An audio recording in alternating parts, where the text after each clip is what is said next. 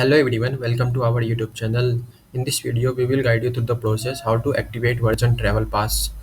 Does Verizon Travel Pass activate automatically? So we are going to discuss by each step. So how to activate Verizon Travel Pass? First of all, activate Verizon Travel Pass via text. To act the Travel Pass to your Verizon plan, simply text travel to 4004 from your Verizon phone. Okay. Then My Verizon app. Access your Verizon account online through the My Verizon app. Tap on the account and select Manage Plan and Services. Choose the line you want to manage and press on International Plan.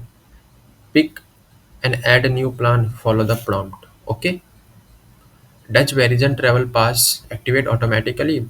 So Verizon Travel Pass is not activate automatically.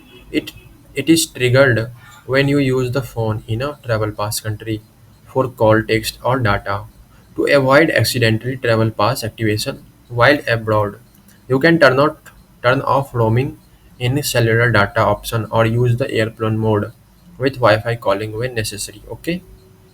So this is our all step. Thanks guys. Have a nice day. Don't forget to subscribe our YouTube channel.